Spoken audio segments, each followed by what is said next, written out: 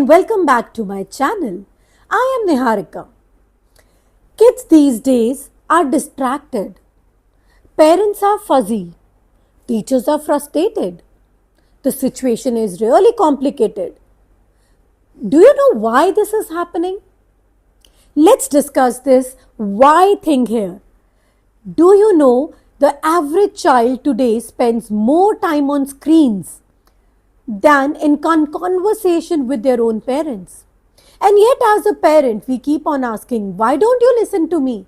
Why are you always distracted? But what if the problem is not with the child?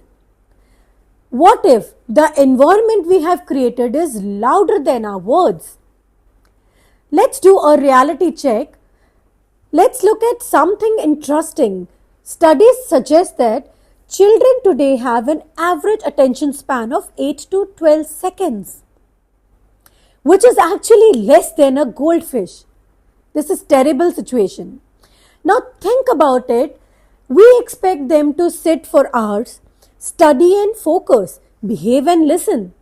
And at the same time, notifications are constantly popping. Reels are designed to hook their attention every 3 seconds. The dopamine, which is the brain's chemical, feel-good chemical, is being released instantly. Scientifically, this entire situation is called dopamine-driven reward circuitry. It's like a circuit of events. The brain starts preferring quick pleasure over deep efforts. Instant rewards are preferred over delayed success. So next time when your child says, I am bored studying, it's not laziness. This is neuroscience. Now, earlier you must have seen the parenting was all about control. Today, parenting is all about connections, connecting with your own child. But here the paradox. We are more connected digitally than we are connected emotionally. Research insight says that children who get just 20 minutes of undistracted parental attention daily show significant better emotional regulation and academic performance. Not just 2 hours. Here I am saying only 20 minutes. But what's the catch here? The catch here is undistracted, which means no phones, no multitasking, no half listening. Because children don't just hear your words. They read your presence. They need you undivertedly listening to them. So what's the silent message here? Let me ask something. When a child is talking, we glance and we are glancing our phone. We are scrolling our phone. What are we really doing? What are we really saying? Not in words, but in emotions to our child. We are giving the message, you are not that important. Something else matters more to me. Over time, what happens? This builds a silent belief in child's mind. I am not worth attention. And this is where behavior change.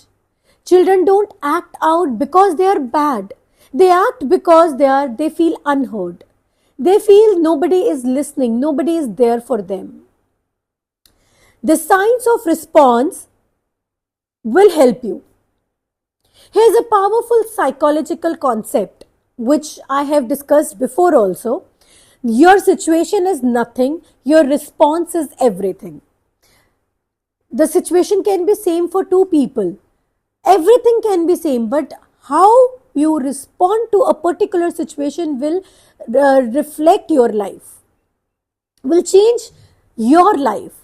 Imagine 2 children are facing the same situation, same problem, but one breaks and other grows. Why this is happening? Because of how they were guided to response. Now who guides a child? It's us, parents, teachers. So it is our responsibility to give some undistracted attention to our kids. The prefrontal cortex, the decision-making part of our brain.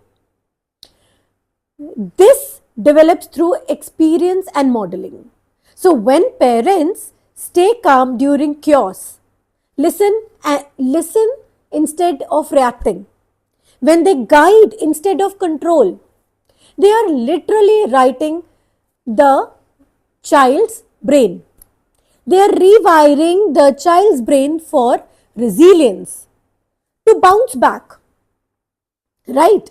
Small changes, big impact. Let's simplify parenting in today's world. One conversation a day, one meal without device, one moment of full attention, one appreciation every day. Because children don't need perfect parents. They need present parents. They need their present. They need their presence.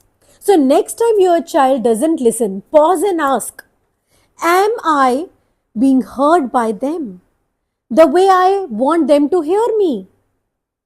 Because in this noisy world, the strongest parenting tool is not control, it's just connections.